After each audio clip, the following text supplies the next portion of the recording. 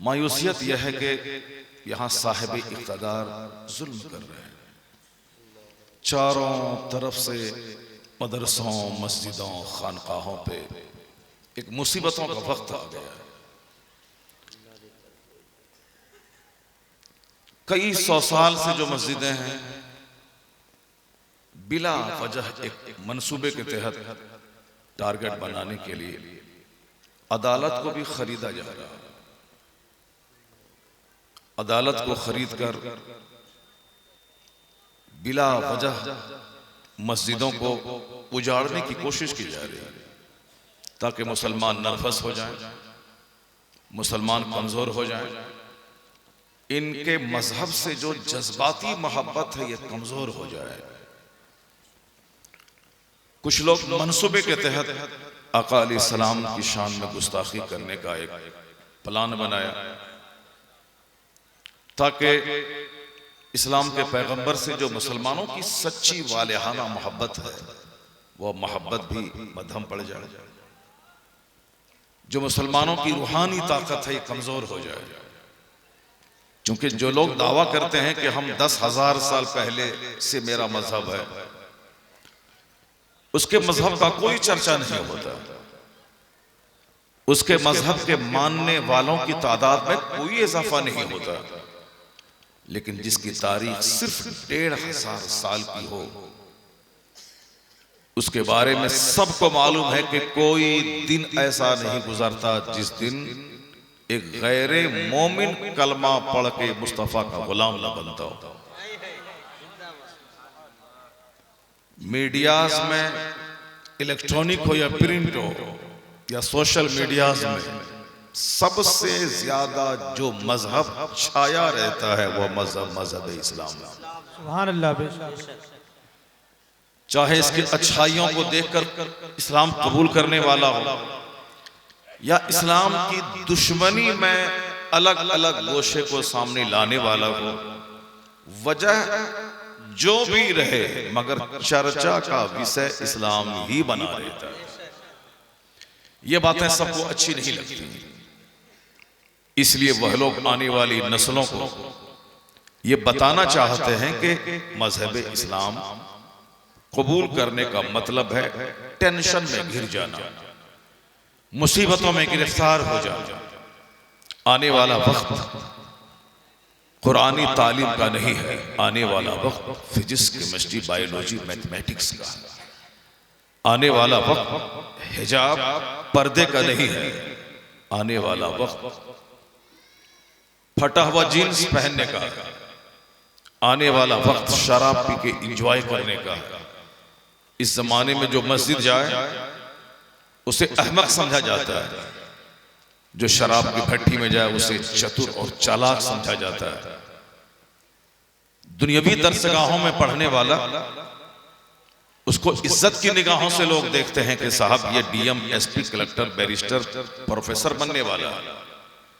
और मदरसे में पढ़ने वालों को उनके अपने करीबी रिश्तेदार भी इस निगाहे हिकारत से देखते हैं कि इसका मुस्तकबिल कितना तारीख है कि सारी जिंदगी चंद पैसों की खातिर ये जद्दोजहद करता रहेगा और जिंदगी की लज्जतों से महरूम रहेगा। क्यों ये मदरसे में पढ़ रहा है, क्यों ये जवानी में बुढ़ापे का लिबास पहने हुआ है। ऐसे वक्त में इस्लाम बचाना बज़ाहिर कितना मुश्किल है, इस्लाम की तबलीग कितनी मुश्किल है, मस्जिदों की हिफाजत कितनी मुश्किल है, अपने ईमान की जो दौलत है इश्क़ रिसालत उसका तहफ़्फ़ुज़ किस कदर मुश्किल काम है। एक लोगों के दिल दिमाग में एक सवाल पैदा होता है, लेकिन इतना जान लीजिए कि अल्लाह रब्बुल इज्जत का कलाम सच्चा है। अल्लाह ने जो कहा वही हक है, क्योंकि अल्लाह सारी कमजोरियों से पाक है। ये इंसान चाहे बैरिस्टर रहे या किंग रहे या काउंट रहे या नवाब रहे, कोई भी रहे, ये इंसान कमजोरियों का पुतला है। इंसान की इब्तदा कमजोरी से, इंसान की इंतहा भी कमजोर है। इंसान पैदा हुआ है एक नापाक कतरे से, इंसान मर के मिट्टी में मिल जाता है, इसकी इंतहा भी कमजोर है, इसकी इब्तदा भी कमजोर है। चाहे बैरिस्टर रहें या प्रोफेसर रहें या किंग रहें या साफ प्रेसिडेंट रहें, कोई भी रहे, अल्लाह ने एक कमजोरी सबके साथ लगा दी। वह कमजोरी यह है कि हर वक्त नींद इनके साथ है। नींद मौत असगर का नाम है। हालत नींद में बादशाह भी बेबस हो जाता है। नींद इंसान की कमजोरी, नाक बहना इंसान की कमजोरी, मुंह की बदबू इंसान की कमजोरी, पसीने की बदबू इंसान की कमजोरी, रोजाना 5 बार बाथरूम जाना, पेशाब पखाना इसकी कमजोरी।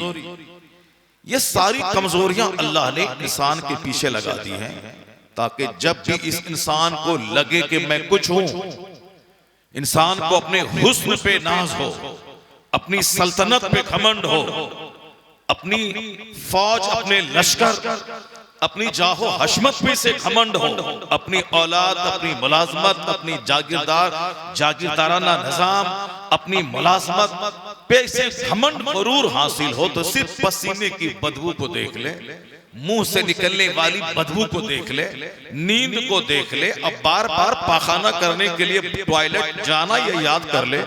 जो काम एक मेहतर का है, वह काम हर आदमी को मरते दम तक करना है। मेहतर दूसरों का पाखाना ढोता है और हर आदमी अपना पाखाना साफ करता है। यह इतनी बड़ी कमजोरी है कि जब भी लगे कि मैं कुछ हूं, पेट का पाखाना याद कर लेना, तेरा सारा गुरूर चकनाचूर हो जाएगा, तेरा सारा घमंड मिट्टी में मिल जाएगा। तो जो पाखाने को 5 बार धोता हो, ये चला है अल्लाह को आंख दिखाने, ये चला है इस्लाम के खिलाफ बोलने, ये चला है अल्लाह के कलाम को नीचा दिखाने। आप यकीन जाने कि बंदों की बात झूठी हो सकती है, अल्लाह का कलाम झूठ से पाक है। बंदों का कलाम अदलता बदलता रहता है, अल्लाह का कलाम चेंज होने से पाक है। ला तब्दील लिकलिमातिल्लाह, there will be no any changing in the words of Allah. Allah के कलाम में कोई तब्दीली कभी नहीं होगी। तो इंसान कहता है इस्लाम खतरे में है, झूठ बोलता है। नेता बोलता है इस्लाम खतरे में है, झूठ बोलता है। अगर कोई आलिम कहता है इस्लाम खतरे में है, तो आलिम झूठ बोलता है। चूंकि अल्लाह ने कहा युरीदून लियुत्फिउ नूरल्लाहि बिअफ़वाहिहिम वल्लाहु मुतिम्मु नूरी। अल्लाह कहता है ये कुफ्फार व मुशरिकीन अपने मुंह से इस्लाम का चिराग बुझाना चाहते हैं, अल्लाह उस नूर को पूरा करना चाहता है। इसलिए बंदों की बात नहीं चलेगी, खुदा की बात होके रहेगी। इस्लाम न खतरे में था, न आज है, न कयामत तक रहेगा। और जब जब जुल्म में बढ़ता है, कलमा पढ़ने वालों की तादाद में इजाफा होता चला जाता है। सुभान अल्लाह, जिंदाबाद है नूरे खुदा कुफ्र की हरकत पे खंदासन, फूंकों से चिराग बुझाया जाए। मैं 2-3 बातें कुरान करीम से आपके सामने रखना चाहता हूं कि आने वाला मुस्तकबिल कितना चमकीला और कितना ब्राइट है हमारा, कि आने वाला वो वक्त आने वाला है कि हर घर में इस्लाम की रोशनी पहुंचने वाली है इंशाअल्लाह। ये बोली कोई मौलाना नहीं बोल रहा, ये बोली कोई पीर साहब की नहीं है, ये बोलवी किसी बरेली के आला हजरत की नहीं है, ये बोली किसी मखदूम बिहार की नहीं है, ये कलाम है मुस्तफा जाने रहमत का। हुजूर कहते हैं कि ला यबका अला ज़हरिल अर्द बैतो मदरियों वला वब इल्ला अदखलहुल्लाहु कलिमतल इस्लाम।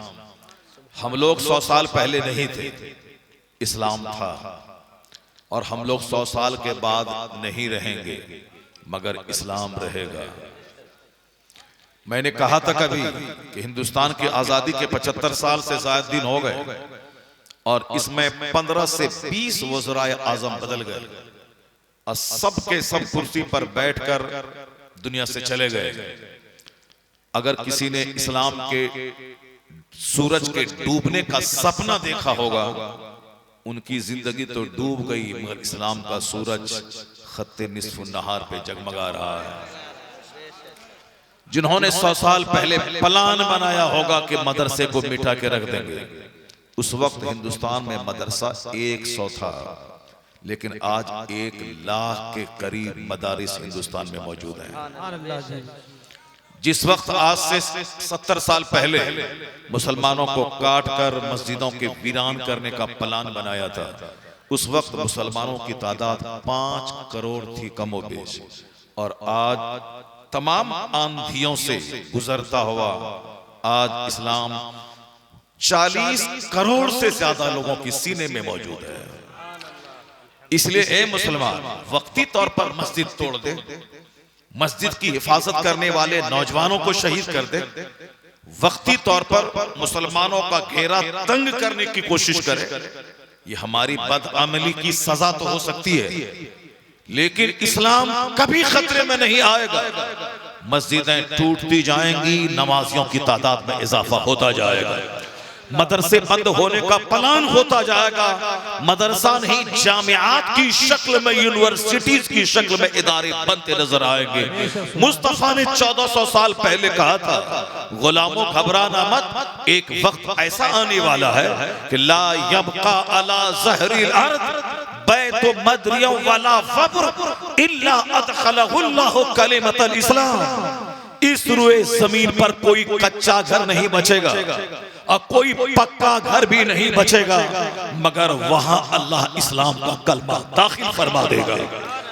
ला यबका अला ज़हरिल अर्द, ला यबका अला ज़हरिल अर्द, जमीन की पीठ पर कोई कच्चा घर नहीं बचेगा और कोई कच्चा पक्का घर नहीं बचेगा, इल्ला अदखलहुल्लाहु कलिमतल इस्लाम, मगर वहां अल्लाह इस्लाम का कलमा दाखिल फरमा देगा।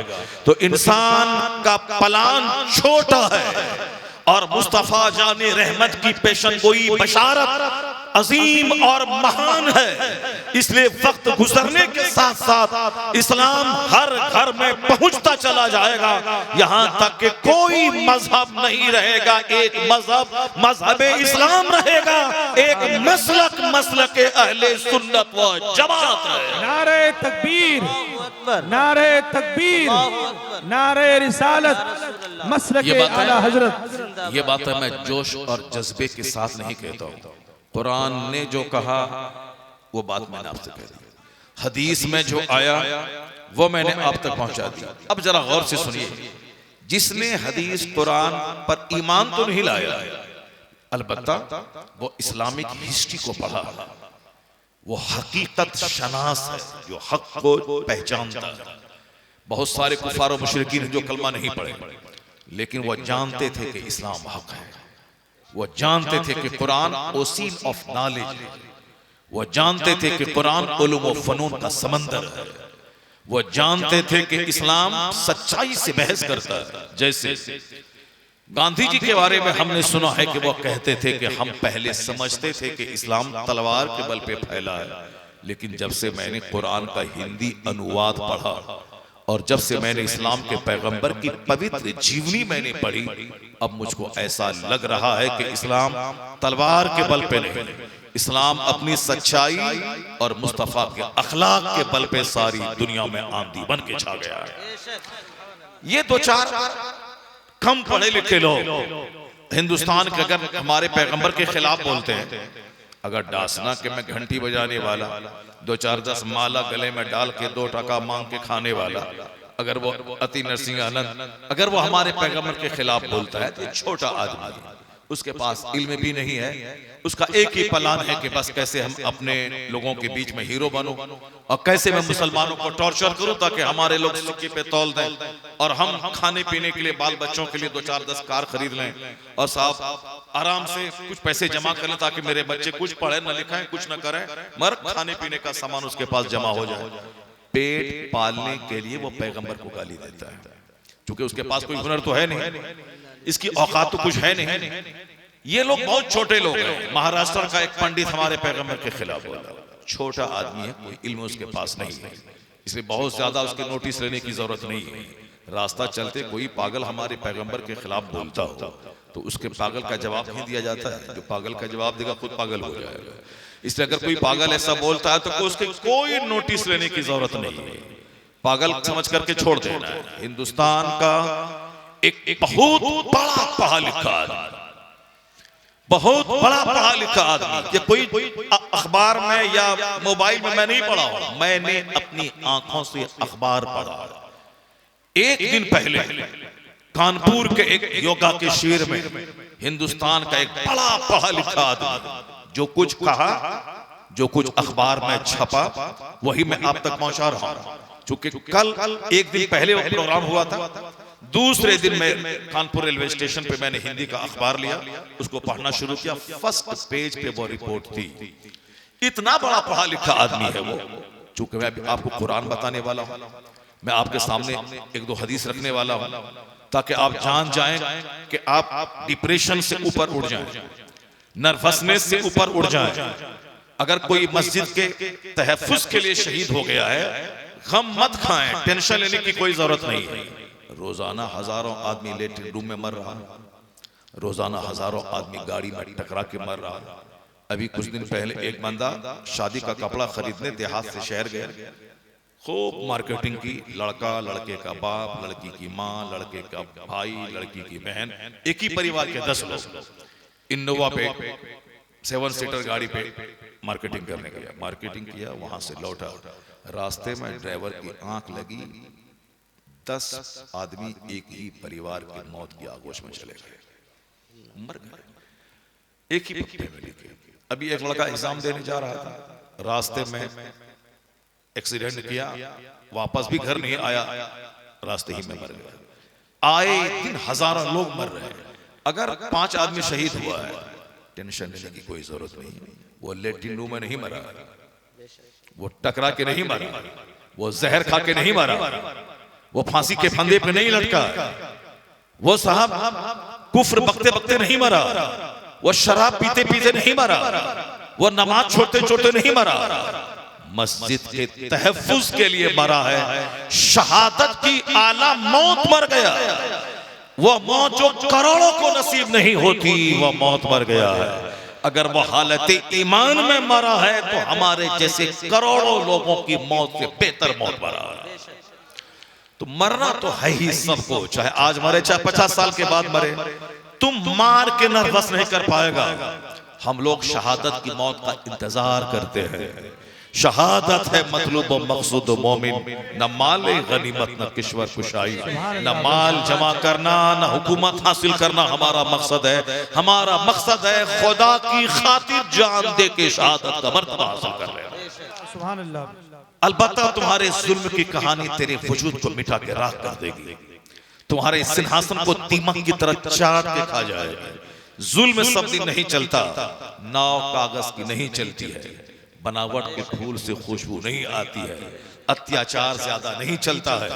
जुल्म फिर जुल्म है जब बढ़ता है तो मिट जाता है, खून फिर खून है जब बहता है तो जम जाता है। नोके खंजर पे जमे या कफे कातिल पे जमे। ए मुसलमान, तू कमजोर रहनुमा का फॉलोवर नहीं है, तेरा पैगंबर महान, तेरा पैगंबर लाजवाब, जिनका हुस्न लाजवाब, जिनकी अक्ल लाजवाब, जिनकी हिकमत लाजवाब, जिनका जज्बे जहाद लाजवाब, जिनकी तबलीग दीन लाजवाब, जिनका कुंभा लाजवाब, जिनकी औलाद लाजवाब, जिनका नवासा हसन हुसैन लाजवाब, जिनका दामाद अली लाजवाब, जिनके असहाब लाजवाब, जिनके मुहाजिर लाजवाब, जिनके अंसार लाजवाब, जिनका मजहब लाजवाब।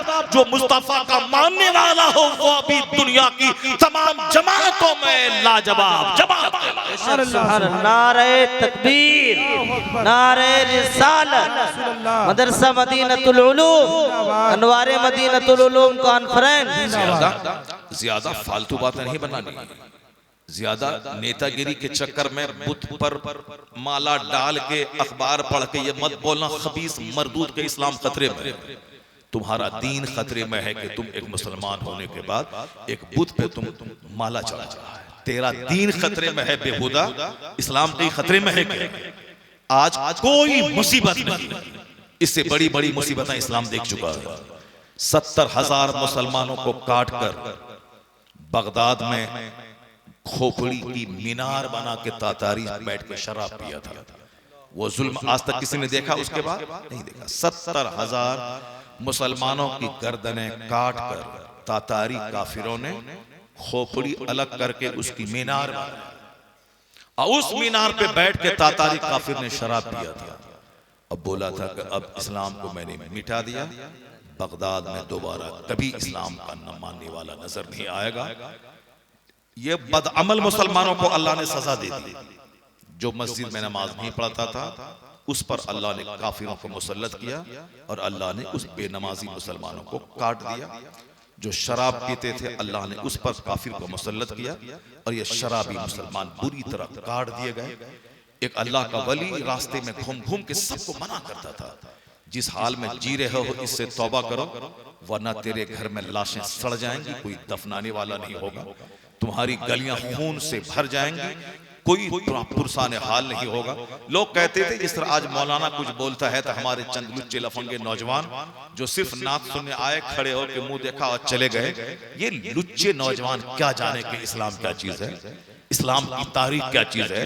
ये जब मौलाना कुछ सुनेंगे नहीं तो वो जानेंगे कैसे इस्लाम क्या है। अब अगर मैं उससे कहूं कि जोकर की तरह बाल मत रख, किसी क्रिकेटर किसी एक्टर की पैरवी मत कर वरना उसके साथ तू जहन्नम जाएगा, वो बोलेगा इस मौलाना को मत बुलाओ, इस मौलाना को भगाओ। जो मौलाना कॉमेडी सुनाए, जो मौलाना फिल्मी डायलॉग बताए, जो मौलाना बोले कुछ मत करो, एक बार सुभान अल्लाह बोलो छलांग के जन्नत चले जाओ, उस मौलाना को बोलाओ जिसकी तकरीर सुनने में मजा आए। जो ना बोले कि ये करो ये ना करो, जो ना बोले ये हलाल है ये हराम है, जो ये ना बोले कि साहब ऐसा करेगा तो तबाह बर्बाद हो जाएगा, ऐसा करेगा तो आबाद हो जाएगा, उसको बोलाओ जो हमें दिल खुश करने वाली बातें बताए, दिल खुश करने वाली बातें बताए। इसीलिए कॉमेडियन को बुलाओ, कॉमेडियन की खूब चल रही है, कहानीकार को बुलाओ जो कहानी सुना सुना करके हमें एंजॉय करने का मौका दे, उसको बुलाओ।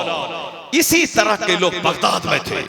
जब वह मजलूम कहने लगा कि तेरी लाशें सड़ जाएंगी, तेरी गलियां खून से भर जाएंगी, तुमको दफनाने वाला कोई नहीं मिलेगा, क्योंकि जिस हाल में तुम जी रहे हो, इस्लाम ने शराब को मिटाया, तुमने शराब को घर में दाखिल किया। इस्लाम ने तमाम जहालत को मिटाया, तुमने दौलत के नशे में तमाम जहालत को अपने घर में लाया। नाच गाना शराब शबाब कबाब और बाल बच्चों की काफिराना रविश इस्लाम ने मिटाया, तुमने अपने घर में दाखिल किया। तुमने आलिमों की मुखालफत की, तुमने जुमा के खुतबे को तुमने झुठलाया, तुमने आलिमों को हकीर समझा, तुमने मुशरिकीन से दोस्ती की। तुम्हारा मुस्तकबिल खतरे में, तुम्हारे जिस बच्चे को तुम प्यार कर रहे हो ये बच्चे तेरे सामने काटे जाएंगे, कोई पुरसाने हाल नहीं होगा। वो उस मजलूम को लोगों ने कहा ये पागल है, इस पागल को छोड़ो, इसकी बात पे कान मत धरो, ये पागल है। मजलूम लोगों की मोहब्बत में पागल का ताना सुनने के बावजूद वो नसीहत नहीं छोड़ा, फिर गली में घूमता था, कहता था एक कौम मुस्लिम शराब की बूंद बूंद हराम है और तुम्हारे घरों में शराब के जाम खनक रहे हैं, तुम अज़ाब के अज़ाब को दावत दे रहे हो, तौबा करो वरना तुम्हारे गांव में आग लगेगी, तुम्हारे घर में आग लगेगी। मैं आंखों से देख रहा हूं कि तेरे बच्चे ज़बह हो रहे हैं, तुम्हारी गलियों में खून की नदी बह रही है, मैं आंखों से देख रहा हूं। अगर तुमने तौबा नहीं की वो दिन आके रहेगा, आने वाला है। लोगों ने पहले तो पागल कहा, उसके बावजूद जब इन्होंने हक कहना नहीं छोड़ा तो लोगों ने उनको गालियां देनी शुरू की, उसके बावजूद भी हक नहीं छोड़ा। वो चाहता था कि बगदाद जलने से बच जाए, वो चाहता था कि बगदाद लूटने से बच जाए, वो चाहता था कि कलमा पढ़ने वाला तबाह बर्बाद होने से बच जाए, इनके बाल बच्चे ज़बह होने से बच जाएं। मगर लोगों ने पहले पागल कहा, उसके बाद लोगों ने गालियां दी, फिर भी ये गालियां सुन सुन के कहता था अपने घर को बचाओ, अपनी औलाद को बचाओ, अपनी आखिरत बचाओ, अपना ईमान बचाओ, वरना मैं देख रहा हूं कि अजाब तेरी गर्दन पे मुसल्लत हो चुका है, अब वो अजाब आने वाला है। मगर मतली आने लगी मालदारों को, मतली आने लगी दुनियादारों को, उनसे नहीं रहा गया तो कहा इस समझाने वाले फकीर को इसको इतना मारो कि ये शहर छोड़ के भाग जाए। उनके पीछे ओबास बच्चों को लगा दिया, उनके बच्चे उनको गालियां देने लगे, पत्थर बरसाने लगे। एक दिन नहीं रहा गया दुनियादारों को, शराबियों, पापियों, बेनमाजियों, इस्लाम के कानून को हल्का समझने वालों, दुनिया में माल जमा करने वालों, बहुत दिनों तक लग्जरियस लाइफ गुजारने का सपना देखने वाले इन दुनियादारों को नसीहत अच्छी नहीं लगी। इतना मारा उस मजलूम को, इतना मारा कि उनकी रूह परवास कर गई। उधर मजलूम का इंतकाल होना था, इधर तातारी काफिर बगदाद में घुसा। इस कदर तबाही मचा दी, इस कदर तबाही मचा दी कि एक दिन में 70,000 मुसलमानों की गर्दनें काट दी। बगदाद की सारी मस्जिदों को तोड़ डाला, मदरसों को जला डाला, मदरसों की सारी किताबों को दरियाए दजला में फेंक दिया। यहां तक कि दरिया दजला का पानी किताबों की सियाही की वजह से काला हो गया। एक बुजुर्ग थे जो तहखाने में महवे इबादत थे, उससे नहीं रहा गया ये जुल्म सितम। कहा चलो इन काफिरों से मुकाबला किया जाए। घोड़े पे सवार होकर हाथ में तलवार लेके निकला कि कुछ मारेंगे 2-4 काफिरों को। लेकिन जैसे ही वो आगे बढ़ा, देखा कि उन काफिरों के सरों पे अल्लाह के वलियों की रूहें हैं, अल्लाह के वलियों की रूहें हैं। और वह रूहें कह रही हैं अय्युहल कफरा उक्तुलुल फजरा, एक काफिरों इन बदकार मुसलमानों को ज़ब्ह करो। ये कौन कह रहे हैं? जिसके मजार पे तुम ताला बांधते हो, जिसके मजार पे तुम धागा बांधते हो, जिनके मजार पे जमीन, दुकान, मकान, औलाद, दामाद, बेटे की मुलाजमत मांगने के लिए जाते हो, जिस दरगाह पे चादर पोशी करते हो। मस्जिद उजड़ गई, दरगाहों पे 10 करोड़ का झूमर लगा हुआ है, मस्जिदों में वजू खाने नहीं है, दरगाहों पे साहब 50 करोड़ के मार्बल लगे हुए हैं साहब, मस्जिदों में एक मुसल्ला नहीं है और दरगाहों पे कीमती कालीन बिछे हुए। क्यों? वहां मिन्नतें मांगी गई है, अगर ये प्लॉट में खरीद लिया मैं 50 करोड़ का झूमर लगा दूंगा। अगर हम इलेक्शन में जीत गए तो हम साहब पूरे दरगाहों में ग्रेनाइट बिछा देंगे। अब दुनिया मिले हमको 1 करोड़ की, हम 10 लाख रुपए लगा देंगे। माल चाहिए। जिसने दुनिया को तलाक दे दी, उनके आस्थाने पे जाके माल की भीख मांगी जा रही है। जो जिंदगी में लज्जत भरा खाना नहीं खाया, उसके दरवाजे पे जाके दुनिया की भीख मांगी जा रही है। हमने दरगाहों से जाके जो हश्र किया, दरगाहों पे हमें दीन मांगना था, वहां तकवा मांगना था, वहां हमें अल्लाह के डर की दौलत मांगनी थी, हमें आखिरत की तैयारी का शौक मांगना था, हमें नमाज पढ़ने में दिल नहीं लगता, ये मरे हुए दिल को जिंदा करने की कैफियत मांगनी थी। वहां हमने ताला बांधा, वहां हमने धागा बांधा। उन्हीं वलियों की रूह है कि तुम ताला बांधता है दुनिया के लिए, और तेरे घर में है शराब, तेरे घर में है ज़िना, तेरे बच्चे ज़िना कर रहे हैं, तेरी बच्चियां दूसरों से ज़िना कर रही हैं, तेरी 4 बच्चे की माँ दूसरे मर्दों से दिल लगा रही है, और तू अपनी हूर जैसी बीवी को छोड़कर किसी भूतनी चुड़ैल से तू दिल लगा रहा। क्यों? ज़िना का रसिया हो गया। तुम्हारे घर में है पानी, तुम्हारे घर में है जबरदस्त मशरूब, ये साफो शफाफ पानी और दूध और शहद छोड़कर क्यों शराब का रसिया हो रहा है? एक बदबूदार शराब के पीछे दिल लगा रहा है। अल्लाह ने दी है बेशुमार दौलत है, फिर दौलत को बढ़ाने के लिए सूद का सहारा ले रहा है, जबकि सूद का 1 पैसा खाना ऐसा है जैसे कोई अपनी माँ से ज़िना कर रहा हो। इतना खतरनाक गुनाह सिर्फ काफिरों का मुकाबला करने के लिए, मकान बनाने, 2-4 प्लॉट खरीदने के लिए अपनी माँ से ज़िना करने से ज्यादा खतरनाक गुनाह कर रहा है। जरा भी शर्म नहीं आती। ऐसे खतरनाक मुजरिम ये कहता है कि अल्लाह कहां है, रसूलुल्लाह कहां है। जब काफिरों की तलवार चलती है, ये शराबी, ये जुआरी, ये पापी, ये फिल्म के एक्टर की राह पे चलने वाला, शादी ब्याह काफिरों से बदतर करने वाला, करोड़ों रुपए की शादी करने वाला, जिसके पैगंबर ने मस्जिद में शादी की, और ये पैगंबर का कलमा पढ़ने वाला, ये काफिरों को भी फजूल खर्ची में पीछे छोड़ गया, काफिरों को भी डीजे बजाने में पीछे छोड़ दिया। अगर कोई काफिर मेरी मस्जिद के दरवाजे पे डीजे बजाए तो हम दंगा कर देंगे, हम पत्थर मार देंगे। लेकिन ये कलमा पढ़ाने वाला मस्जिद की हुर्मतों को पामाल करके पटाखाबाजी कर रहा है, वहां डीजे बजा रहा है, कौन बोले? वो तो काफिर था कि दंगा कर देंगे, काट देंगे। ये तो कलमा पढ़ने वाला अपनी मस्जिद के दरवाजे पर शादी ब्याह और खुशी के नाम पे डीजे बजा रहा है। मौलाना बोले थे खबरदार चुप रहो, बारात तो फर्क होना चाहिए। ये बारात का जुलूस जा रहा है या जनाजे का जुलूस जा रहा है? जनाजे का जुलूस खामोश जाता है, अगर बारात भी खामोश तौर पर जाए तो जनाजे में और बारात में क्या फर्क रह जाएगा? ये मौलाना को मसला सिखाता है। जुल्म की सारी हदें पार कर दी। अब जब काफिर गर्दन पे मुसल्लत हुआ तो कहता है अल्लाह कहाँ है, रसूलुल्लाह कहाँ है, गौस की मदद कहाँ है, ख्वाजा की मदद कहाँ है? बुजुर्गों ने कहा मत बोल अल्लाह कहाँ है, अल्लाह तो तेरी शहरत से ज्यादा करीब है। मत बोल मुस्तफा कहाँ है, मुस्तफा तो तेरी जान से भी ज्यादा करीब है। या बोल के तू कहाँ है, तेरे बच्चे कहाँ है, तेरा घर कहाँ है, तेरी तहजीब कहाँ है, तेरा गांव कहाँ है, तेरा समाज कहाँ है? तू आज बदल जा, खुदा की रहमतें बरसने को तैयार है। हक है, हक है, बहुत खूब, हक है कि मोहम्मद से वफा तूने तो हम तेरे हैं, ये जहां चीज है कि अल्लाह कलम तेरे।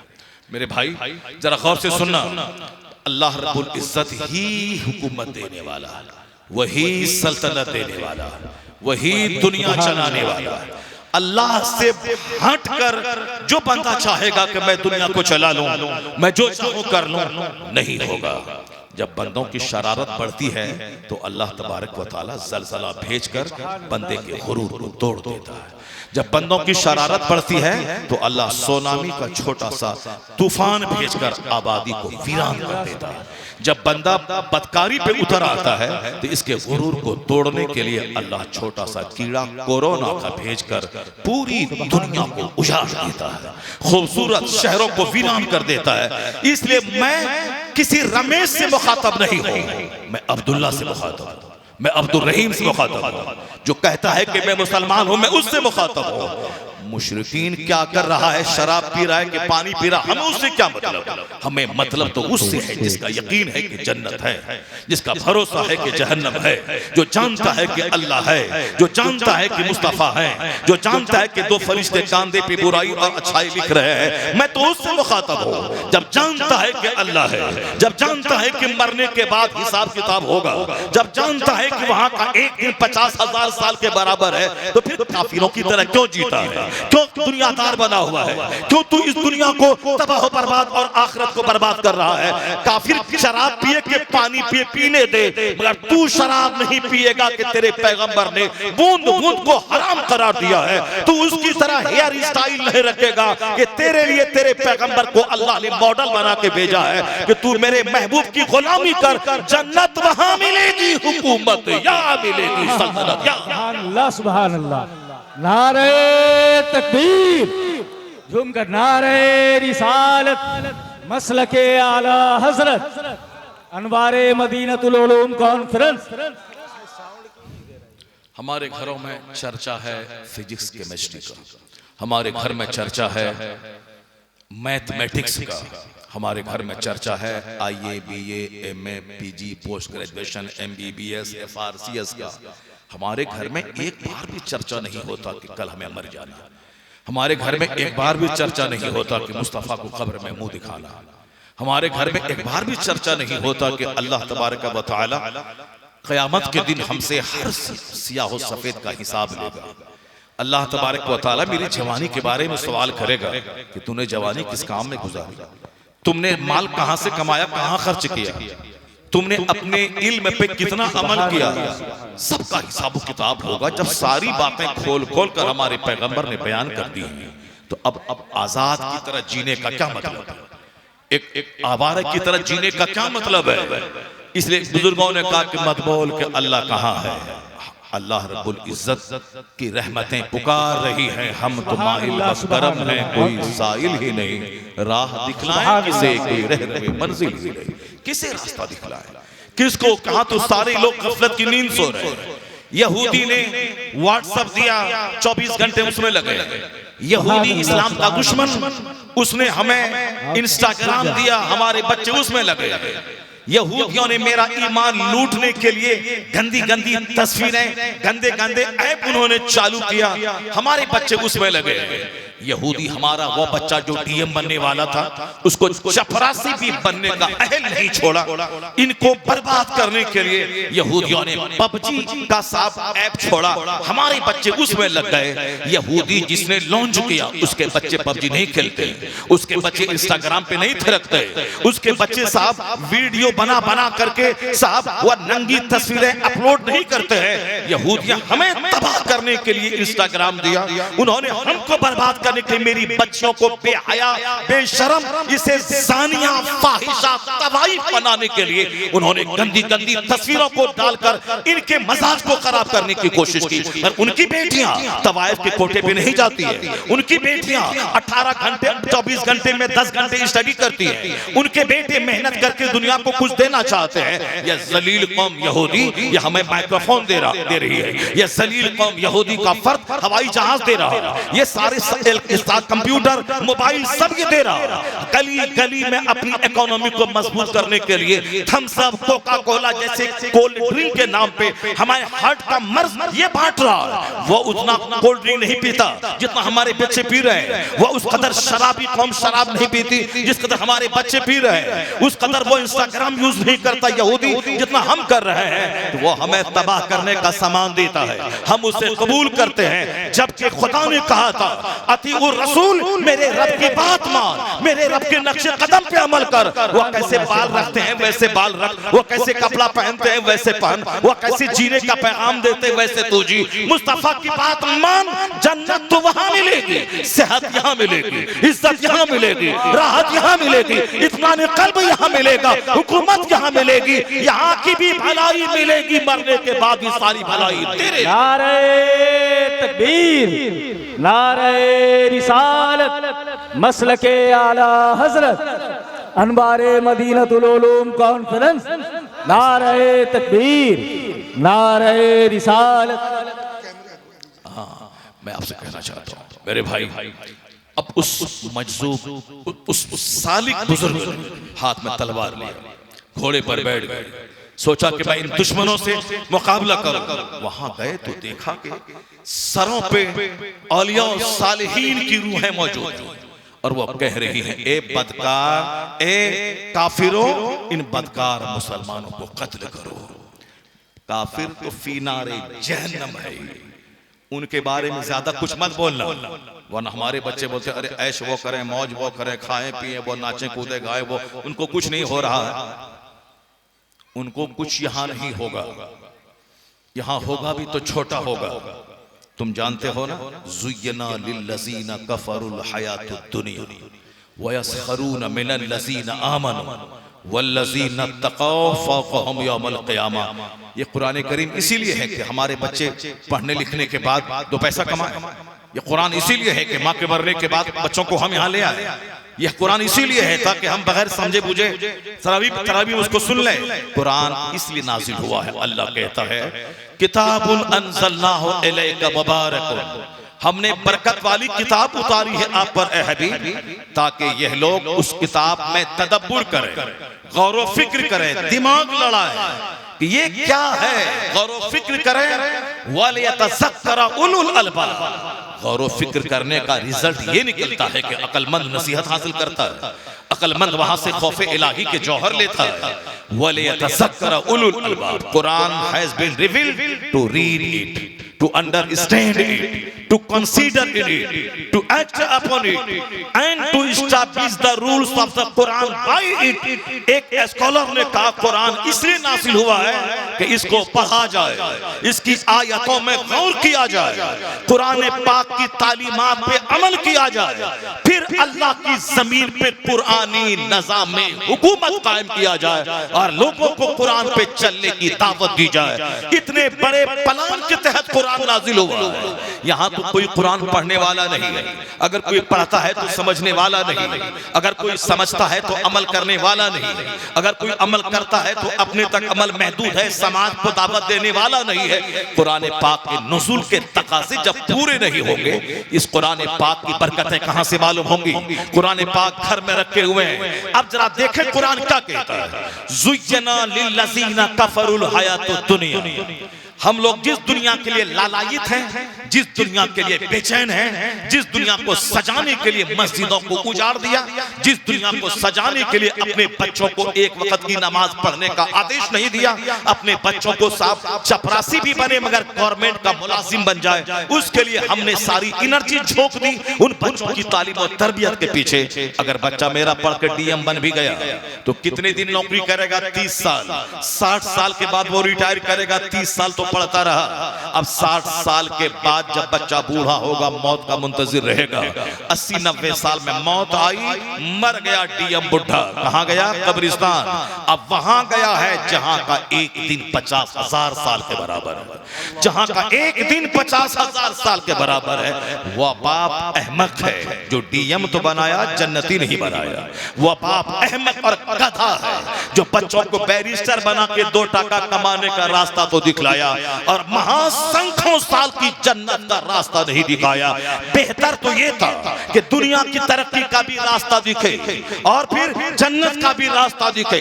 अगर कोई दुनिया की तरक्की का रास्ता नहीं भी दिखलाया या कोई दिखला दिया, जन्नत का रास्ता नहीं दिखाया, ये 80 साल तो 80 सेकंड की तरह खत्म हो जाएंगे। इसलिए अब वो जो 80 साल लग्जरियस लाइफ गुजारा, अब जहां 80 करोड़ बरस नहीं खरबों साल जाएगा, वहां के लिए सुबहान रब्बियल आला भी कहना नहीं आया, वहां के लिए सूरे फातिहा भी पढ़ना नहीं आया, वहां के लिए जी भर के सजदा अच्छे ढंग से करना भी नहीं आया। ये बताएं कि जो एक दिन के आराम के लिए खरबों साल का अजाब मोल ले ले, जो एक दिन अच्छा खाने पीने के लिए खरबों साल की जहन्नम में अपने बच्चों को धकेल दे, वो बाप अक्लमंद है या वो बाप अक्लमंद है? जो होना तो बेहतर यही है कि दुनिया में भी दूसरों के सामने हाथ न फैला, दुनिया में भी दूसरों के सामने मोहताज न रहा, दुनिया में भी फकीर मत रहा। यहाँ भी मैट्रिक कर, इंटरमीडिएट कर, ग्रेजुएशन कर, MBBS कर, साहब वकालत की डिग्री ले, LLB कर, यहाँ BEd कर, MAd कर, बैरिस्टर बन, लॉयर बन, DM बन, SP बन, प्रोबेशनरी ऑफिसर बन, सब बनता कि दुनिया में अच्छा खाओ, अच्छा पियो और 1 घंटा 12 घंटे दुनिया के लिए और 1 घंटा जन्नत के लिए निकाल। जोहर में 10 मिनट जा, मगरिब में 15 मिनट जा, असर में 10 मिनट के लिए जा, ईशा में 20 मिनट के लिए जा, फजर में 10 मिनट के लिए जा और पेट के लिए 5 घंटे स्कूल जा और जन्नत के लिए 1 घंटा मस्जिद जा। पेट के लिए 18 घंटे स्टडी कर और खरबों साल की जन्नत के लिए आलिम के पास आधा घंटा जा, ताकि बाहर शरीयत पढ़ ले, कानून शरीयत पढ़ ले, नमाज का तरीका आ जाए, दरूद ताज पढ़ ले, दुआए कुनूत सीख ले, आयतुल कुर्सी जान ले, हराम और हलाल सीख ले। पेट के लिए 5 घंटे स्कूल में पढ़, 5 घंटे कोचिंग सेंटर जा और खरबों साल की जन्नत के लिए 1 घंटा नमाज के लिए निकाल, आधा घंटा दीन सीखने के लिए आलिम के पास जा। वो बैरिस्टर भी बनेगा, जन्नती भी बनेगा, वो DM भी बनेगा, जन्नती भी बनेगा, वो मास्टर भी बनेगा, जन्नती भी बनेगा, वो डॉक्टर भी बनेगा, जन्नती भी बनेगा। अगर कोई ऐसा नहीं कर पाया, अपने बच्चों को सिर्फ DM बनाया, वो अपने बेटे का दुश्मन है जो एक दिन की लज्जत की खातिर खरबों साल की आग में डाला।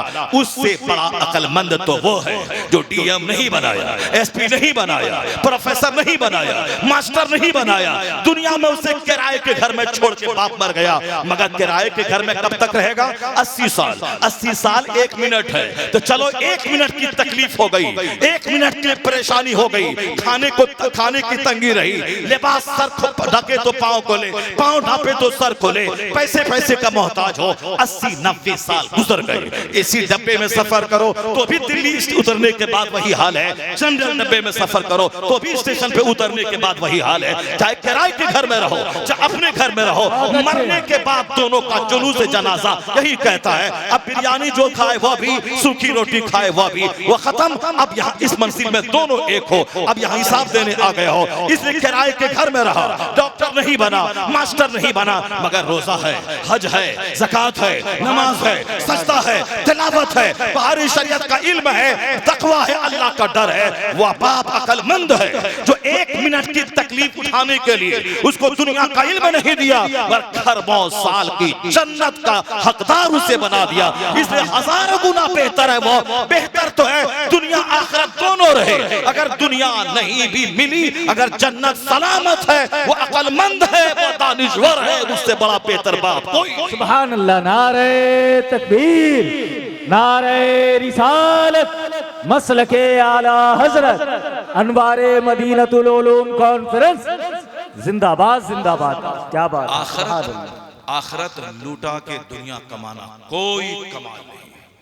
आखिरत लूटा के दुनिया का घर बना लेना 50 कमरे का, मार्बल टाइल से, पीओपी, फॉल से सीलिंग, वो कौड़ी की 3 मिट्टी की दीवार, सोने की दीवार, दोनों एक हो जाएगी अगर जन्नत पे नजर रहे।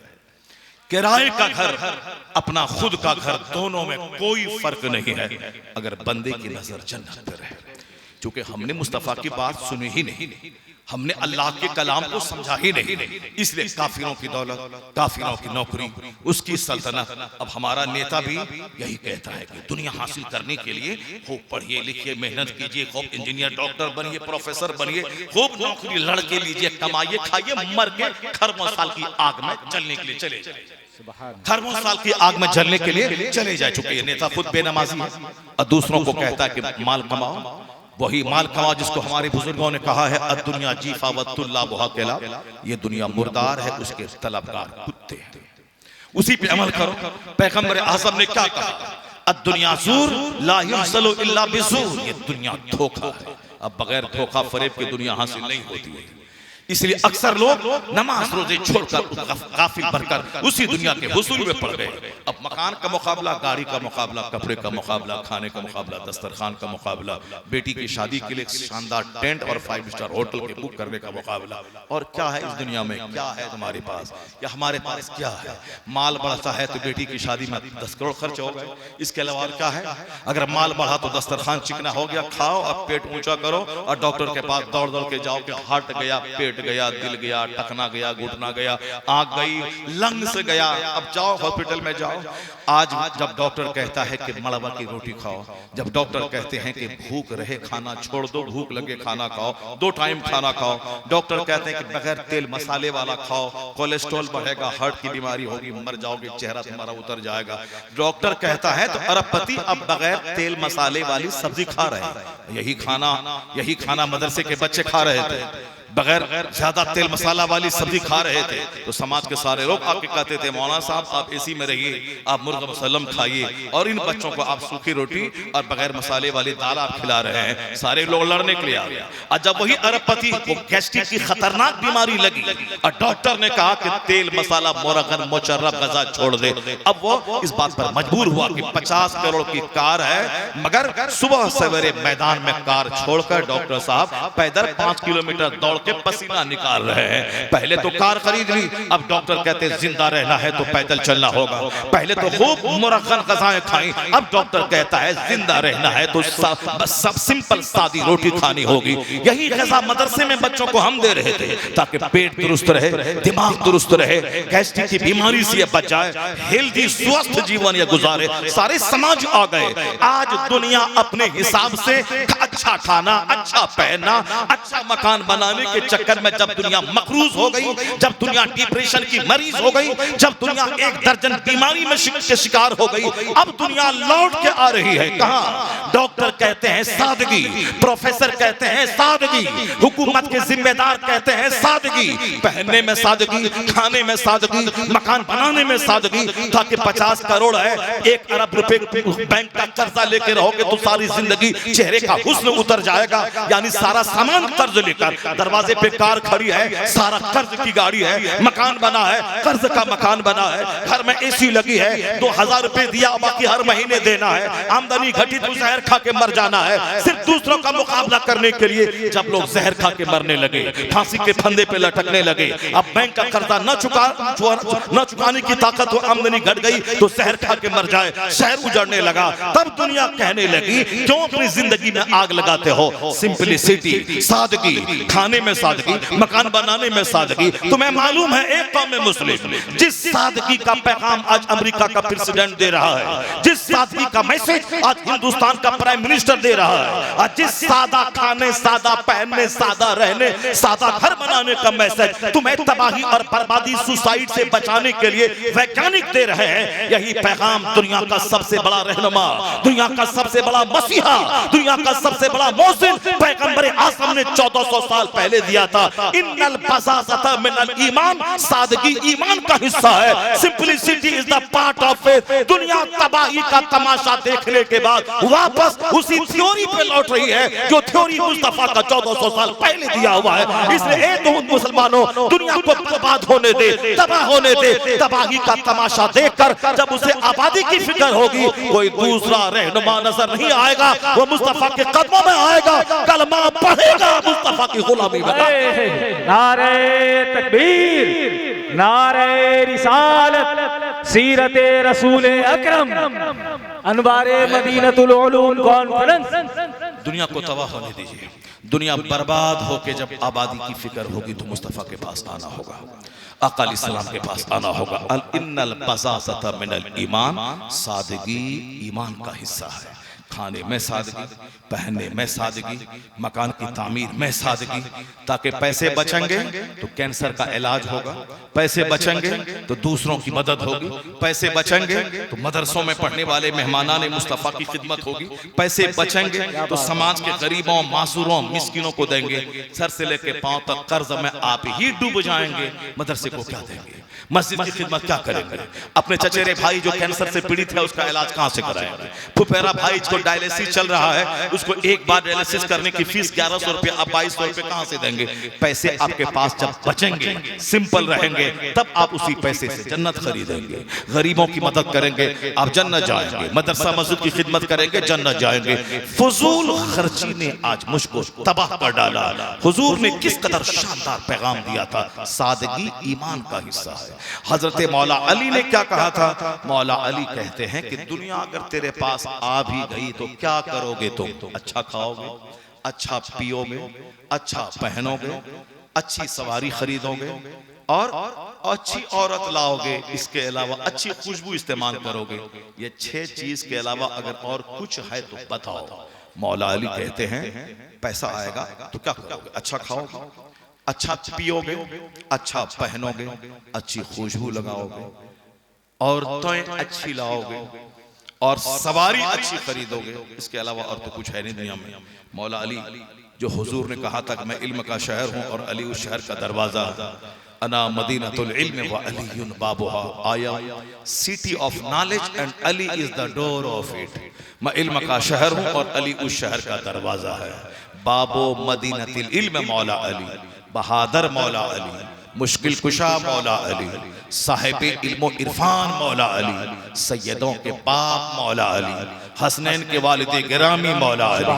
आला हजरत ने जो बात कह दी, करोड़ों की एक बात, करोड़ों की एक बात। ये झूठे लोग 2 पैसा कमाने के लिए अली अली करें वो अलग बात है, मगर आला हजरत ने जो अली अली किया है उसका कोई जवाब नहीं है। एक झूठे मौलाई तुम हम पर इल्जाम लगाता है कि मौला अली से इसको मोहब्बत नहीं है। मेरा इमाम कहता है बहरे तस्लीम में अली मैदान में सर झुके रहते हैं तलवारों के, यानी अली उस बहादुर का नाम है जो मैदान जंग में तलवारों का सर मौला अली को सलाम करने के लिए। सुभान अल्लाह, सुभान अल्लाह। नारे तकबीर, नारे रिसालत, मसलके आला हजरत, अनवारे मदीनतुल उलूम कॉन्फ्रेंस।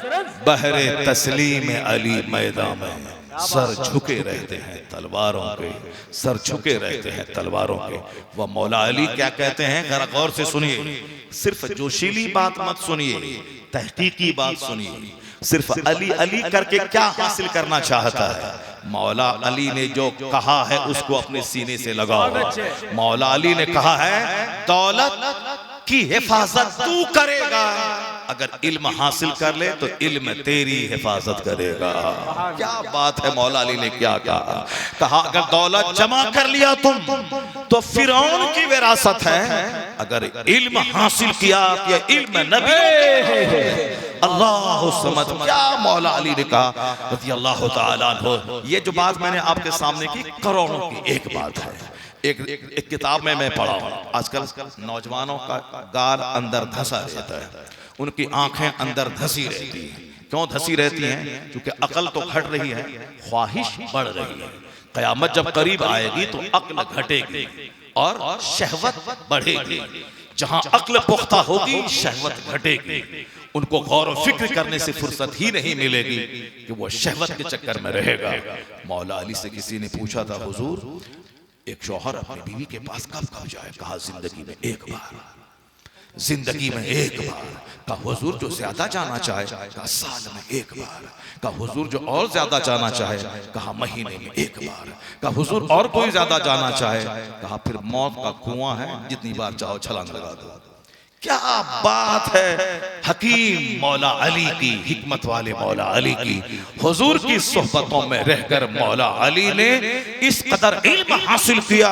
आज बड़े बड़े फ्राई, आज बहुत बड़े साइकोलॉजिस्ट दंग हैं। जहां मौला अली ने मुस्कुराते हुए एक बात कह दी, उसकी हिकमतों के सामने आज के साइकोलॉजिस्ट की अक्लें दंग है।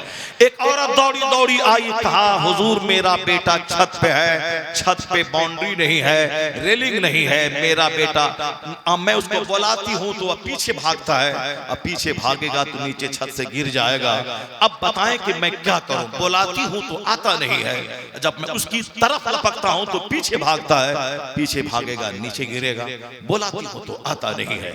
हमारे पास अगर कोई आ जाए सवाल लेकर, हम सर को खुजलाते हुए बोलेंगे अच्छा ठीक है, सोच करके जवाब देंगे, तब तक में बेटा मर ही जाएगा उसका, सोच के जवाब देंगे। मौला अली कहते हैं बस जाओ फौरी उस उम्र का एक बच्चा पकड़ के गली से 20 छत पे लाके छोड़ दो और देखो जिन्स को जिन्स से प्यार होता है। आप अपने बच्चे को गोद में ले लें, उस उम्र का बच्चा एक बैठा हुआ वो आपकी गोद से कूद कर उनके पास जाना चाहेगा, वो अपनी उम्र के बच्चों के साथ खेलना चाहेगा। उस उम्र का एक बच्चा 20 छत पे ले जाके खड़ा कर दे, वो कुछ नहीं पूछी क्यों क्या व्हाट व्हाई कैसे होगा, कुछ नहीं। ये तो आजकल के शरीर लोग करते हैं। मौलाना बोले ऐसा करो, क्यों ऐसा क्यों वैसा क्यों, वाई वाट तबाह बर्बाद हो गए। हदीस माया है अल्लाह नापसंद करता है कसरते सवाल को, यानी एक्सेस ऑफ क्वेश्चन, ज्यादा सवाल को अल्लाह नापसंद करता है। इज़ाअतुल माल, माल को बर्बाद करने को अल्लाह नापसंद करता है। और बगैर कीलो काल, बिला वजह कीलो काल बात करने को अल्लाह नापसंद करता है। वो औरत गई, उस एक उम्र का बच्चा लिया, छत पे लाके रख दी और बैक हो गई। जब देखा उनका बेटा कि मेरी उम्र का मेरा दोस्त भी छत पे है, वह दौड़ता हुआ आके उस दोस्त के साथ खेलने लगा। औरत गई, हाथ पकड़ के छत के नीचे ले आई। मौला अली साइकोलॉजिस्ट कहते हैं जहां 80 साला माहिर नफ्सियात की अकल न जाती हो, वहां मौला अली चुटकी में मसले का हल कर दे। मौला अना मदीनतुल इल्म व अलीयुन बाबुहा। बातें हमारी बहुत फैल जाएंगी, मगर जब मैंने इसको छेड़ दिया है मैं इसको वाज़ेह कर दूं। चूंकि आज मेरी मस्जिदें वीरान है माल की मोहब्बत में, मदरसा उजड़ गया माल की मोहब्बत में, जलसे हमारे उजड़ गए माल की मोहब्बत में, सच्चों की तादाद घट गई माल की मोहब्बत में, हलाल खोरों की तादाद घट गई, हराम खोरों की तादाद बढ़ गई माल की मोहब्बत में। हाँ अलबत्ता मस्जिद वीरान है, मदरसा वीरान है, दरगाह आबाद है। दरगाहों पे 10 करोड़ लोग अजमेर जा रहे हैं, बरेली शरीफ 50 लाख लोग जा रहे हैं। अजमेर सालाना 10 करोड़ की हाजिरी हो रही है। क्यों? वहां भी माल काम कर रहा है। बाबा माल दे दीजिए, बाबा फॉर्च्यूनर दे दीजिए। बाबा हमने सुना है कि मेरा पड़ोसी आया था, वो BMW कार खरीद लिया। बाबा हमसे क्या दुश्मनी है, मुझे भी दे दीजिए। तो अब वहां नमाजी मस्जिदों में नहीं है, दरगाहों पे है। ये मत भूलिएगा कि सुन्नी बढ़ रहा है, ये मसलक के आला हजरत के फॉलोवर बढ़ रहे हैं। नहीं नहीं, वो फॉलोवर नहीं बढ़ रहे, वो दुनियादार बढ़ रहे हैं, माल के तलबगार बढ़ रहे हैं। क्योंकि मस्जिद अगर वो आला हजरत का मसलक का फॉलोवर होता तो मस्जिद आबाद करता, दरगाह कभी कभी जाता, मस्जिद 5 बार जाता। लेकिन ये जो भीड़ लगी है वहां पे, ये मस्जिद कभी कभी जाता है, दरगाहों पे बार बार जाता है, हर छठी में जाता है, हर 11वीं में जाता है। अब ज़कात नहीं निकालना है, मगर तो शेख कादरिया की फातिहा है, मालिदा की फातिहा है, गौसे पाक का लंगर है। जबकि 1 करोड़ की मस्जिद तामीर करना ये नफल है, ज़कात का 100 रुपया निकालना ये फर्ज है। अब बगैर फर्ज अदा किए कोई नफल कबूल नहीं होता। 1 लाख आदमी को इफ्तार करवा देना नफल है, अपना रोजा रखना फर्ज है। और जब तक अपना रोजा ना रखे 1 लाख आदमी को इफ्तार करवाने वाली नेकी हंग रहेगी, मुअल्लक रहेगी। क्योंकि कोई नफल कबूल नहीं होता जब तक कि बंदा फर्ज न अदा करे। तो फिर नमाज पढ़ना फर्ज आजम है, और फातिहा दिलाना नफल है, मजार पे जाना नफल है, तोशा कादरिया की फातिहा नफल है, लंगरे गौसिया नफल है, जुलूस मोहम्मदी नफल है, अजमेर बगदाद जाना नफल है। तो फर्ज छोड़ के नफल के लिए दौड़ रहा है, नफल हंग रहेगी। अक्लमंद वो है जो फर्ज को पहले अदा करे, वाजिब को पहले अदा करे, सुन्नत मौक़ता पहले अदा करे, फिर उसके बाद नफल अदा करे। फर्ज न अदा करे, सुन्नत पढ़ के मस्जिद से बाहर हो जाए, ये अक्लमंदी नहीं है। ये जो मस्जिदें वीरान है, दरगाह आबाद है, उर्स आबाद है, उर्स की तकरीब आबाद है, औरतों की भीड़ भाड़ वहां है। क्यों? जाके देखें पटना में जो सामने मंदिर है, उस मंदिर में मर्द मिलेंगे 10, औरतें मिलेंगी 90। क्यों? इसलिए कि औरतों को माल चाहिए, वो करवा चौथ की पूजा करती है ताकि मेरे शौहर को लंबी उम्र मिले, वह लक्ष्मी की पूजा करती है ताकि मेरे शौहर की दौलत बढ़ती रहे, वह विद्या की पूजा करती है ताकि हमारे बाल बच्चे पढ़ लिख ले, वो साहब छठ पूजा करते हैं ताकि हमारे घर में माल खूब आ जाए, हमारी मुराद और मिन्नतें पूरी होने लगे। माल के लिए है पूजा, उम्र के लिए है पूजा, विद्या के लिए है पूजा, भाई के प्यार के लिए है रक्षाबंधन। यहाँ हर पूजा दुनियावी मफाद से जुड़ा हुआ है। इस वहाँ औरतों की भीड़ है, दरगाहों पे औरतों की भीड़ इसीलिए है। मस्जिदों में औरत नहीं है, औरत घर में नमाज नहीं पढ़ती है, दरगाहों पे भीड़ क्यों है? वो तो पूजा कर नहीं सकती, लक्ष्मी पूजा, विद्या पूजा, छठ पूजा, करवा चौथ की पूजा, मगर ये दरगाहों पे दो जा सकती है। वो दरगाह पे जाना है, हमको बेटा दीजिए, हमको बेटी दीजिए, अच्छा दामाद दीजिए, शौहर को लंबी उम्र दीजिए, जो सारी चीजें वो अलग अलग मांगती है, ये दरगाहों पे जाके सारी चीजें मांग रही है। एक मुसलमान मर्द, जब जुमा की नमाज तेरी बीवी पे फर्ज नहीं है, जो एक आला नमाज है, जब ईदैन की नमाज तेरी बीवी पे वाजिब नहीं है, जो कि आला नमाज है, साल भर की एक नमाज है, तो दरगाहों पे जाना किस शरीयत ने जायज करार दे दिया? दरगाहों पे जाना किसने जायज करार दे दिया? अपनी बेटी को, अपनी बीवी को समझा दे।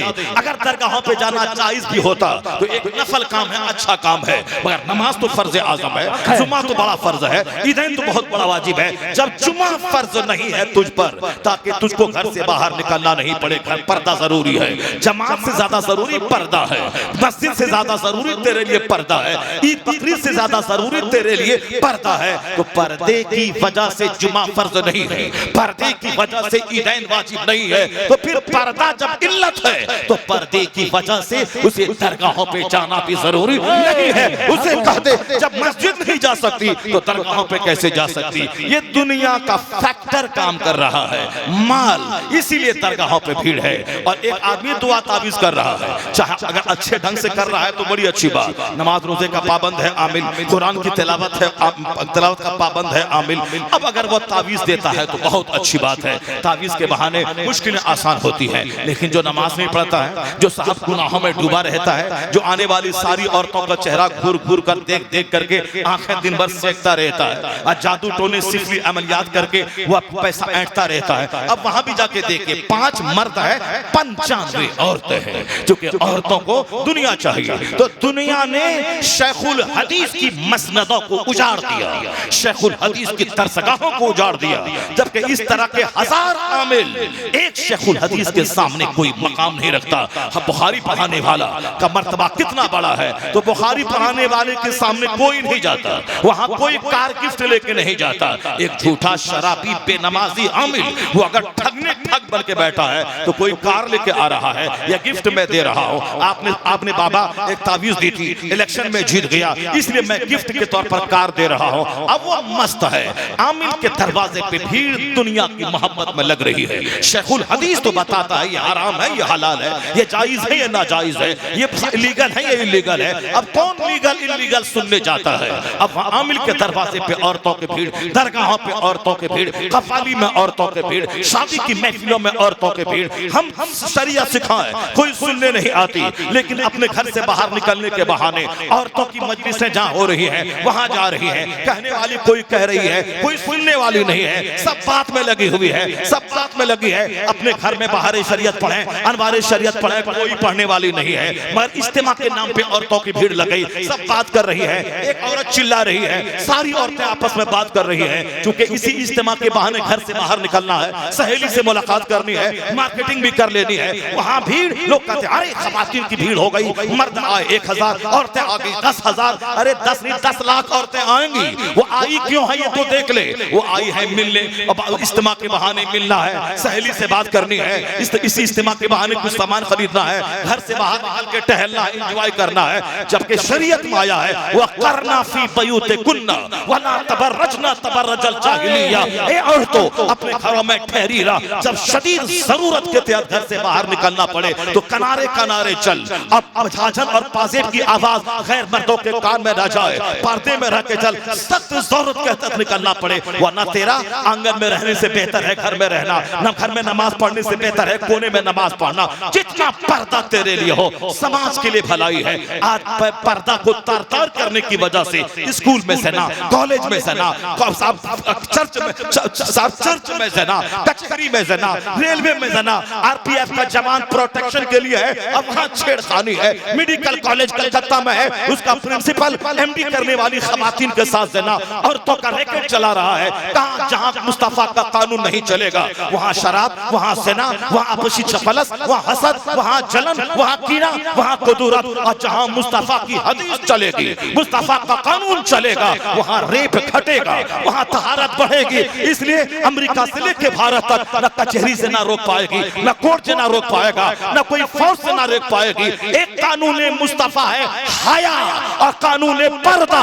अगर ये पर्दा नाफिज हो जाए अमेरिका भी ज़िना से पाक हो जाएगा, हिंदुस्तान भी ज़िना से महफूज हो जाएगा। नारे तकबीर, नारे रिसालत, मसलके आला हजरत, कानूने इस्लाम।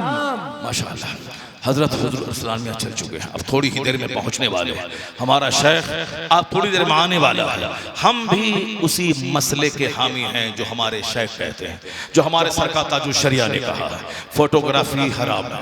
क़यामत के दिन सबसे सख्त तरीन अजाब उसको होगा जो फोटो छपाता है। वीडियोग्राफी दीनी प्रोग्राम का, अगरचे इसमें कुछ उलमा का इख्तलाफ है, 2 ग्रुप है लोग, मगर हम उसी ग्रुप के साथ हैं जो ग्रुप सरकार ताजुल शरिया का है। वीडियोग्राफी भी नाजायज है और दुरुस्त नहीं है। अलबत्ता हम अपनी बातें बता देते हैं। हम तो कहते हैं नमाज छोड़ना हराम है, नमाज पढ़ो।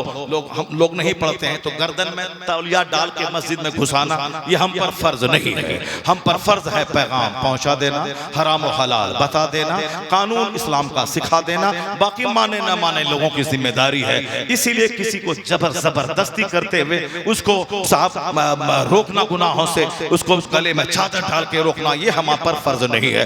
अलबत्ता हम गाहे बगाहे कभी कभी मजलिसों में इस मसले को बयान करते हैं, यह नाजायज है, साहब दुरुस्त नहीं है, यह हराम है। इसलिए मेरा अपना कोई चैनल नहीं है। हम कोई साहब मेरे मोबाइल में एक वीडियो मेरे घर का नहीं मिलेगा, जबकि घर खैर जानदार चीज है, उसकी भी तस्वीर हो सकती है, मगर हमारे घर का फोटो मेरे मोबाइल में नहीं है। 4 मंजिला मेरा घर, मगर कोई फोटो न गेट का, न दरवाजे का, न खिड़की का कोई फोटो नहीं है। अलबत्ता हमारे कुछ नादान दोस्त वह खुद से बगैर पूछे हुए दिखलाते हैं, हुजूर ये दरवाजा कैसा लगा, ये ग्रेनाइट कैसा लगा, ये कैसा लगा, जबकि जानदार की तस्वीर हराम है, घर की तस्वीर हराम नहीं है, गेट की तस्वीर हराम नहीं है। मगर मैं उससे हद दर्जा तक परहेज करता हूँ। न मेरे मोबाइल में ना मेरी बीवी की तस्वीर है, न मेरे किसी बच्चों की तस्वीर आपको मिलेगी। यहाँ तो बहुत सारे पढ़े लिखे लोग, पढ़े लिखे कहलाने वाले मोबाइल के स्क्रीन पर अपनी तस्वीर और अपने बच्चे की तस्वीर, या कोई बास नादान अपनी बीवी की तस्वीर और दूसरों को हमारी बीवी है कैसी है, अच्छी है कि नहीं है।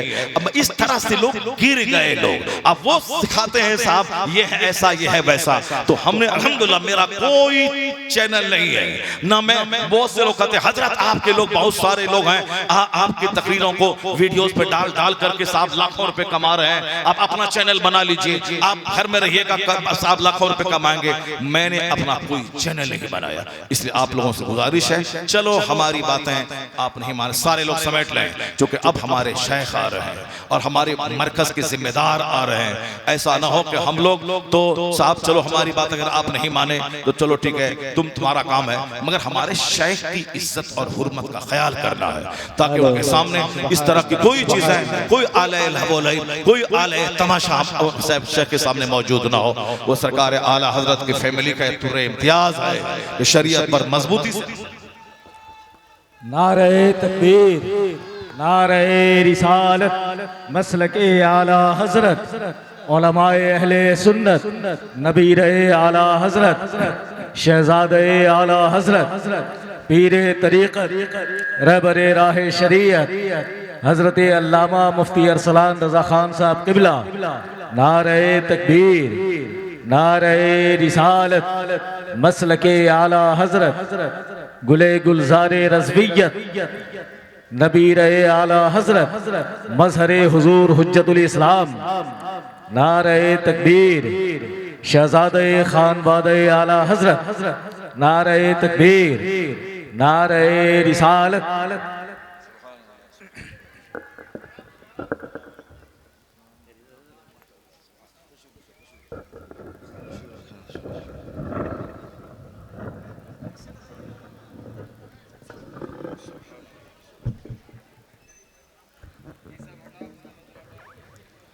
सुभान अल्लाह।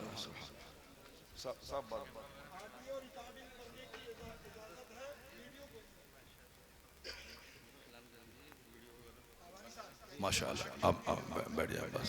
जो ऑडियो बनाए, ऑडियो रिकॉर्ड करें, वीडियो नहीं, तस्वीर है वीडियो में, उससे परहेज करें। अल्लाह तबारक व तआला हम सबों को अपने मशाइख और अपने उलमा का एहतराम करने की तौफीक अता फरमाए। एक बार मैंने सुना था कि बहुत बड़ा इदारा है हिंदुस्तान में, शेख अबू बकर मुस्लियार का अस्सक़ाफ़तुस सुन्निया, बहुत बड़ा मदरसा, शाफ़िउल मसलक है, वो सुन्नीउल ख़याल है, बहुत बड़ा इदारा चलाते हैं। अभी तो 100 एकड़ जमीन पर एक नॉलेज सिटी उन्होंने तामीर किया, बड़ा इदारा। बरेली शरीफ से जब तक उनका राब्ता नहीं था तो वो नदवा और सहारनपुर जाते थे, लेकिन जब बरेली शरीफ से राब्ता हुआ वो बरेली शरीफ उर्स में आने लगे। हमें याद है कि आज से 30 साल पहले बरेली शरीफ के उर्स में वो आकर अरबी जबान में शेख अबू बकर ने तकरीर की थी, और उस तकरीर का तर्जमा उर्दू जबान में हमारे इलाहाबाद के आलिम वो कर रहे थे। वो कहते थे वे 4000 किलोमीटर दूर से चल के आला हजरत की मोहब्बत में इस उर्स में आया। चूंकि उनकी जबान मलयालम और अरबी है, इसे उर्दू वो बहुत कम पहले बोलते थे, अब धीरे धीरे आते जाते टेढ़ी मेढ़ी उर्दू वो जान गए हैं और उर्दू में भी तकरीर कर रहे हैं, मगर अच्छी फसीह अरबी बोलते हैं, और जो उनकी जबान है मलयालम वो बोलते हैं। वो आए थे, मुझे याद है 30 साल पहले उर्स रज़वी के स्टेज से कहते कि 4000 किलोमीटर दूर से चलकर सिर्फ आला हजरत फाजिल बरेलवी की मोहब्बत में मैं इस उर्स में शरीक होने आया। उन्होंने जब राब्ता हुआ तो सरकार ताजुल शरिया को अपने इदारे के जलसे में उन्होंने दावत दी। वहाँ बड़े बड़े शयूख आते हैं अरब ममालिक के, चूंकि पैसा लेना है, और वो वहाँ जाते हैं। और केरला के अक्सर लोग फॉरेन में रहते हैं, गल्फ में रहते हैं, इसीलिए वहाँ उनको बड़ा इदारा चलाने में कोई दिक्कत नहीं है। हमारे हुजूर पीर तरीक़त अरसलान मियां मद्दसिल्लुल आली, जो आला हजरत के ख़ानदान का एक ज़बरदस्त आज की तारीख का एक इल्म फज़ल वाला एक बेमिसाल शेख है, वहाँ का नौजवान शेख है। इल्म और फज़ल ऐसा है, हर वक्त मुताला करना, सफ़र में भी घर में भी फतवा लिखना, किताबें लिखना। समझ लें कि आला हजरत की के इल्म की अमानतों के अमीन का नाम आज की तारीख में हुजूर अरसलान मियां क़िबला है। पढ़ना पढ़ाना यही काम है इनका, और उलझे हुए मसाइल का हल देना, कम उम्री में बहुत लंबा सफर इल्म का आपने तय किया है। आला हजरत की पहचान इल्म से है, तकवा से है, इश्क रिसालत से है। वहां पे और कुछ इल्म है, तकवा है, इश्क रिसालत है। इसी क्वालिटीज ने आला हजरत को इतना बुलंद कर दिया, कोई आलिम इस अहद का उस ऊंचाई पे नहीं पहुंच पाया कि 100 से ज्यादा 200 से ज्यादा ममालिक में जिनका चर्चा हो, जिनकी तसनीफात का लोग मुताला करें, और मुताला ही नहीं बल्कि एक गहरा इल्म हासिल करने के लिए उनकी तरफ लोग मुतवज्जे हों। ये तन्हा ज़ात सरकार आला हजरत फाजिल बरेलवी की है। आज यूनिवर्सिटीज में, कॉलेजेस में, इदारों में हर जगह आप मुमताज हैं। ऐसा लगता है कहने वाले ने कई साल पहले कहा था, लेकिन सच कहा था।